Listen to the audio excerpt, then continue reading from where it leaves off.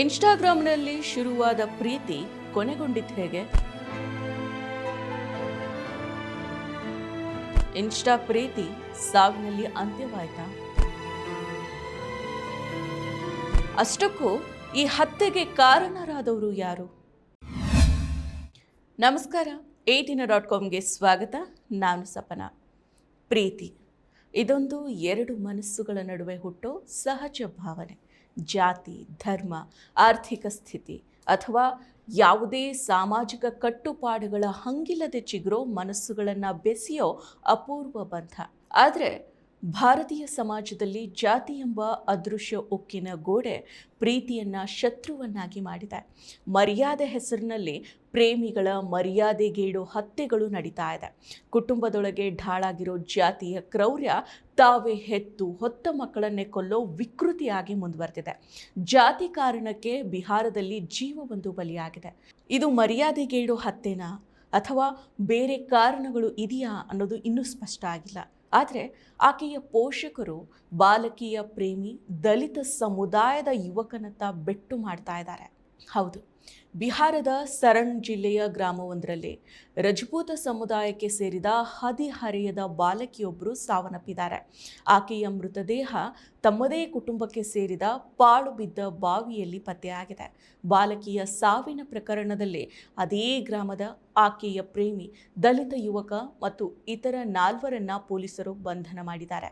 ಅವರ ವಿರುದ್ಧ ಪೋಕ್ಸೋ ಕಾಯ್ದೆ, ಕೊಲೆ, ಆತ್ಮಹತ್ಯೆಗೆ ಪ್ರಚೋದನೆ, ಹಲ್ಲೆ, ಕ್ರಿಮಿನಲ್ ಪಿತೂರಿ ಹಾಗೂ ಸಾಕ್ಷ್ಯ ನಾಶದ ಆರೋಪಗಳಡಿ ಪ್ರಕರಣವನ್ನು ದಾಖಲು ಮಾಡಲಾಗಿದೆ. ಯುವಕನೇ ಬಾಲಕಿಯನ್ನ ಕೊಂದಿದಾನಾ ಅನ್ನೋ ಕುರಿತು ಪೊಲೀಸರು ತನಿಖೆಯನ್ನು ನಡೆಸ್ತಾ ಇದ್ದಾರೆ. ಆದರೆ ಲೈಂಗಿಕ ದೌರ್ಜನ್ಯ ನಡೆದಿಲ್ಲ ಅಂತ ಸ್ಪಷ್ಟಪಡಿಸಿದ್ದಾರೆ. ಮರಣೋತ್ತರ ಪರೀಕ್ಷೆ ನೀರಿನಲ್ಲಿ ಮುಳುಗಿ ಸಾವು ಸಂಭವಿಸಿರೋದನ್ನು ತೋರಿಸ್ತಾ ಇದೆ. ಯಾವುದೇ ಬಾಹ್ಯ ಗಾಯಗಳಿಲ್ಲ ಹಾಗೂ ಲೈಂಗಿಕ ದೌರ್ಜನ್ಯ ನಡೆದಿದೆ ಅನ್ನೋದನ್ನು ಸೂಚಿಸೋದಿಲ್ಲ ಅಂತ DGP ವಿನಯ್ ಕುಮಾರ್ ಅವರು ಹೇಳಿದ್ದಾರೆ. ಬಾಲಕಿ ಮತ್ತು ಯುವಕ ಒಂದೇ ಗ್ರಾಮದವರು. ಆ ಗ್ರಾಮದಲ್ಲಿ ರಜಪೂತ ಸಮುದಾಯದವರೇ ಹೆಚ್ಚಿನ ಸಂಖ್ಯೆಯಲ್ಲಿದ್ದಾರೆ. ಕೇವಲ ಕೆಲವು ದಲಿತ ಕುಟುಂಬಗಳಿದ್ದಾವೆ. ಬಾಲಕಿ ಮತ್ತು ಆರೋಪಿಯ ಮನೆಗಳ ನಡುವೆ ಕೇವಲ 200 ಮೀಟರ್ ಅಂತರ ಇದ್ರೂ ಎರಡೂ ಜಾತಿಗಳ ಜಗತ್ತು ಸಂಪೂರ್ಣವಾಗಿ ಭಿನ್ನ ಆಗಿತ್ತು. ಸಾಮಾಜಿಕ ಅಂತರದಲ್ಲಿ ಬೆಳೆದಿದ್ದ ಈ ಇಬ್ಬರನ್ನು ಬೆಸೆದಿದ್ದು ಇನ್ಸ್ಟಾಗ್ರಾಮ್. ಸಾಮಾಜಿಕ ಜಾಲತಾಣದಲ್ಲಿ ಪರಸ್ಪರ ಭಾವನೆಗಳನ್ನು ಹಂಚಿಕೊಂಡು ಬಾಲಕಿ ಮತ್ತು ಯುವಕ ಪ್ರೀತಿಯ ಸಂಬಂಧದಲ್ಲಿ ಬೆಸೆದುಕೊಂಡಿದ್ರು. ಆದರೆ ಮಾರ್ಚ್ 11ರಂದು ಸಂಜೆ 5 ಗಂಟೆ ಸುಮಾರಿಗೆ ಬಾಲಕಿ ಸಂಶಯಾಸ್ಪದವಾಗಿ ಸಾವನ್ನಪ್ಪಿದ್ದಾಳೆ.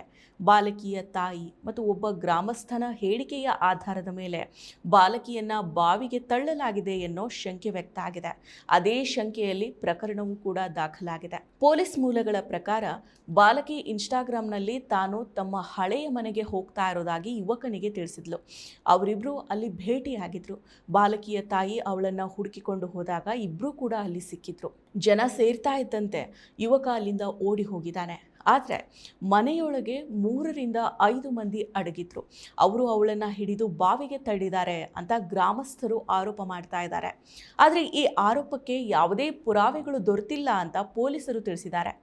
ಬಾಲಕಿಯ ಪ್ರೇಮಿ ಬಂಧಿತ ಯುವಕ ತಾವಿಬ್ಬರು ಇನ್ಸ್ಟಾಗ್ರಾಮ್ನಲ್ಲಿ ಮಾತಾಡ್ತಿದ್ವಿ ಅಂತ ಒಪ್ಕೊಂಡಿದ್ದಾನೆ. ಆದರೆ ಆಕೆಯನ್ನು ತಾನು ಕೊಂದಿಲ್ಲ ಅಂತ ಹೇಳ್ಕೊಂಡಿದ್ದಾನೆ. ಗಮನಾರ್ಹವಾಗಿ ಬಾಲಕಿ ಮತ್ತು ಯುವಕನನ್ನು ಕಂಡು ಮನೆಯವರು ಕೂಗಾಡಿದ್ದಾರೆ. ಈ ಗದ್ದಲದ ನಡುವೆ ಹುಡುಗ ಓಡಿ ಹೋಗಿದ್ದಾನೆ. ಆ ಬಳಿಕ ಬಾಲಕಿ ಬಾವಿಯಲ್ಲಿ ಪತ್ತೆಯಾಗಿದ್ದಾಳೆ. ಇದು ಆಕಸ್ಮಿಕವಾಗಿ ಬಿದ್ದಿದ್ದೆ ಅಥವಾ ಆತ್ಮಹತ್ಯೆಯೇ ಅಥವಾ ಯಾರಾದರೂ ತಳ್ಳಿದ್ದೋ ಅನ್ನೋದು ಇನ್ನೂ ಕೂಡ ಸ್ಪಷ್ಟ ಆಗಿಲ್ಲ. ತನಿಖೆಯ ಬಳಿಕನೇ ಸ್ಪಷ್ಟತೆ ಸಿಗಲಿದೆ ಅಂತ DGP ಹೇಳಿದ್ದಾರೆ. ಪ್ರಕರಣದ ತನಿಖೆ ನಡೀತಾ ಇರೋ ನಡುವೆ ಬಾಲಕಿಯ ಸಾವನ್ನ ಕೆಲವರು ತಮ್ಮ ರಾಜಕೀಯ ಹಿತಾಸಕ್ತಿಗೆ ಬಳಸ್ಕೊಳ್ಳೋದಕ್ಕೆ ಯತ್ನಿಸ್ತಾ ಇದ್ದಾರೆ. ಕೆಲವು ಸ್ಥಳೀಯ ರಾಜಕೀಯ ವ್ಯಕ್ತಿಗಳು ಈ ವಿಷಯವನ್ನ ದೊಡ್ಡದು ಮಾಡ್ತಾ ಇದ್ದಾರೆ.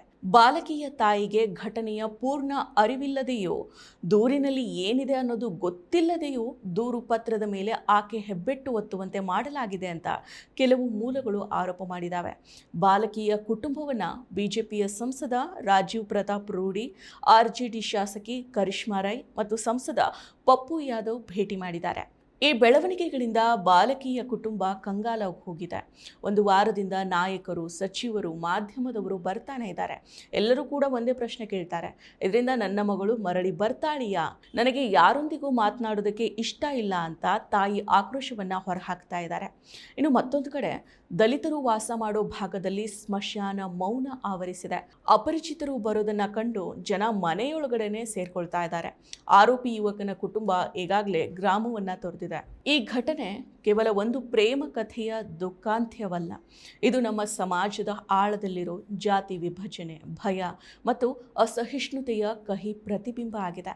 ಇನ್ಸ್ಟಾಗ್ರಾಂನಲ್ಲಿ ಆರಂಭವಾದ ಒಂದು ಸಂಬಂಧ ನೆಲದ ಮೇಲಿನ ಕಠಿಣ ಸಾಮಾಜಿಕ ವಾಸ್ತವಿಕತೆಯ ಎದುರು ನಿಲ್ಲೋದಕ್ಕೆ ಆಗದೆ ಕುಸಿದು ಬಿದ್ದಿದೆ. ಬಾಲಕಿಯ ಸಾವಿನ ನಿಜವಾದ ಕಾರಣ ಏನೇ ಇರಲಿ, ಅಪಘಾತ ಆಗಿರಲಿ, ಆತ್ಮಹತ್ಯೆ ಆಗಿರಲಿ ಅಥವಾ ಅಪರಾಧ ಆಗಿರಲಿ, ಈ ಪ್ರಕರಣ ನಮ್ಮನ್ನು ಒಂದು ಮುಖ್ಯ ಪ್ರಶ್ನೆಗೆ ಎದುರುಗೊಳಿಸುತ್ತೆ.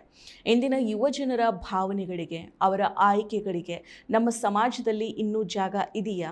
ತನಿಖೆ ಅಂತಿಮ ಸತ್ಯವನ್ನು ಹೊರತರುತ್ತೆ. ಆದರೆ ಅದಕ್ಕಿಂತ ಮುಖ್ಯವಾಗಿ ಇಂತಹ ಘಟನೆಗಳು ಮರುಕಳಿಸದಂತೆ ಮಾಡೋ ಜವಾಬ್ದಾರಿ ಸಮಾಜದ ಮೇಲಿದೆ. ಪ್ರೀತಿ ಇನ್ನೂ ಅಪರಾಧವಾಗಿಯೇ ಕಾಣಿಸೋ ಮನೋಭಾವ ಬದಲಾಗೋವರೆಗೂ ಇಂತಹ ದುರಂತಗಳು ನಿಲ್ಲೋದಿಲ್ಲ. ಮತ್ತಷ್ಟು ವಿಶೇಷ ವಿಡಿಯೋಗಳನ್ನು ನೋಡಲು ಮತ್ತು ಹೊಸ ವಿಡಿಯೋಗಳ ಬಗ್ಗೆ ತಿಳಿಯಲು ಈ ದಿನ .com ಯೂಟ್ಯೂಬ್ ಚಾನೆಲ್ ಸಬ್ಸ್ಕ್ರೈಬ್ ಮಾಡಿ ಮತ್ತು ಬೆಲ್ ಐಕಾನ್ ಕ್ಲಿಕ್ ಮಾಡಿ.